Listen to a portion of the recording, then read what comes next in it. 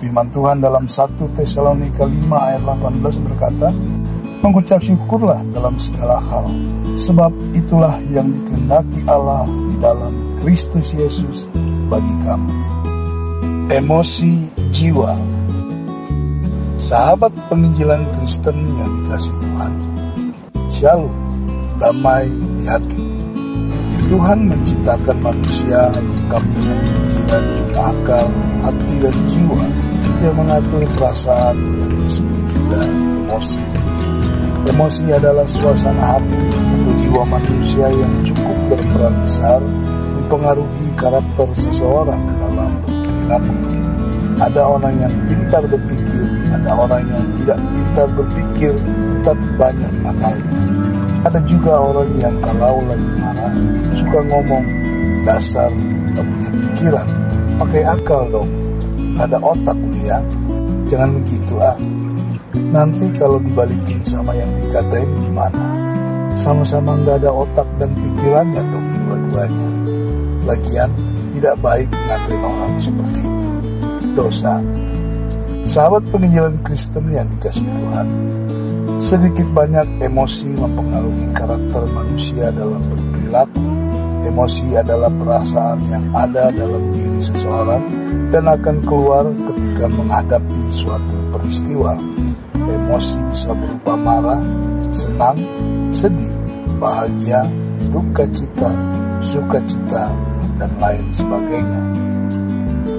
Mari kita lihat bagaimana cara mengelola emosi menurut Alkitab agar kita tetap menjadi orang yang layak di hadapan Tuhan dan memberkati orang di sekitar kita.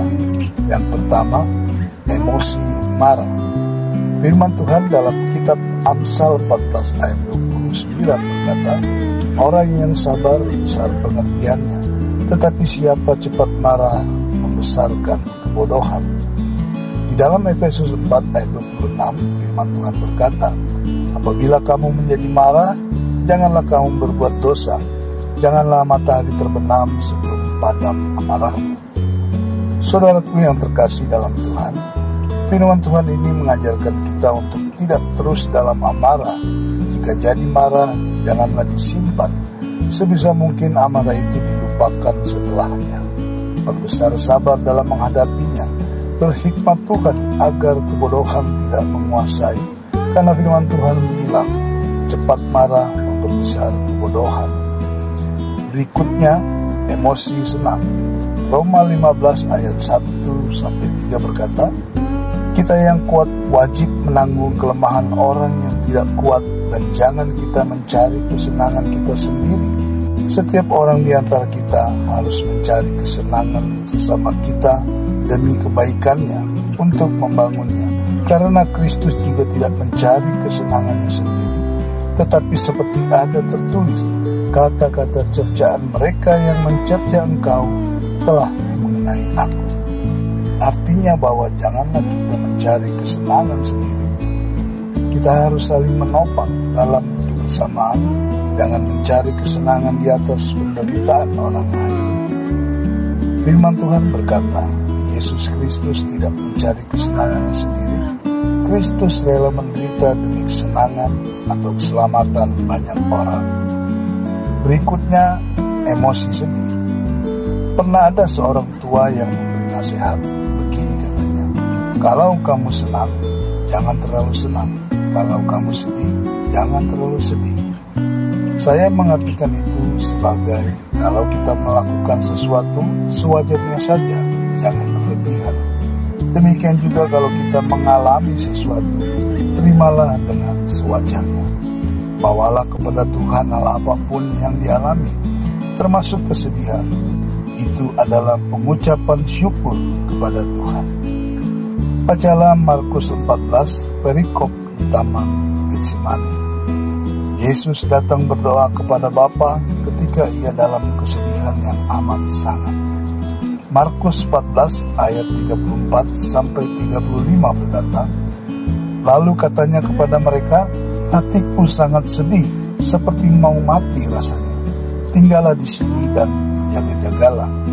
Ia maju sedikit, merebahkan diri ke tanah dan berdoa, supaya sekiranya mungkin saat itu lalu daripadanya. Berikutnya, emosi bahagia. Bahagia adalah perasaan atau suasana hati ketika seseorang mendapatkan apa yang diinginkan, momen atau peristiwa tertentu. Biasanya bukan ketika mendapatkan sesuatu berupa benda mati. Sering kita mendengar bahagia dicari oleh banyak orang. Banyak juga orang yang membuat istilah seperti berikut. Bahagia itu sederhana, berbahagialah. Tetapi yang lebih luar biasa, bahagia adalah ketika kita mendapatkan Yesus Kristus Tuhan dan mewartakan kebenarannya agar orang-orang menerima kabar baik dan diselamatkan. Firman Tuhan berkata, berbahagialah orang yang membawa damai, karena mereka akan disebut anak-anak Allah.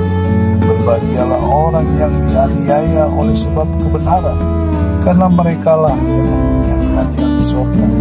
Berbahagialah kamu jika karena aku kamu dicela dan dianiaya, dan kepadamu difitnahkan segala yang jahat. Bersukacita dan bergembiralah, karena upahmu besar di surga.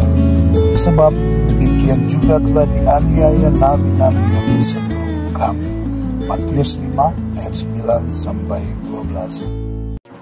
Bacalah kitab Matius 5 perikop ucapan bahagia.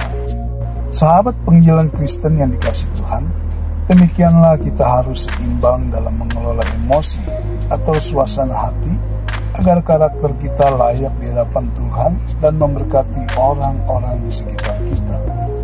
Baik itu emosi marah, emosi senang, emosi sedih, dan emosi bahagia. Demikian juga cara hidup kita. Tuhan yang akan memberi penghiburan dan kekuatan bagi kita dalam menerapkannya. Firman Tuhan dalam 1 Tesalonika 5 ayat 18 berkata, mengucap syukurlah dalam segala hal, sebab itulah yang dikehendaki Allah di dalam Kristus Yesus bagi kamu. Mari kita berdoa. Terima kasih Tuhan atas pengertian dan firman-Mu. Ajarlah kami berperilaku yang baik dan benar dalam hidup kami. Demikian juga dalam perasaan emosi kami bisa mengelolanya dengan baik, sehingga layak di hadapan-Mu juga memberkati orang-orang di sekitar kami. Terima kasih Tuhan. Hanya di dalam nama-Mu Yesus Kristus Tuhan kami berdoa. Amin. Shalom, damai di hati. Tuhan Yesus memberkati. Immanuel.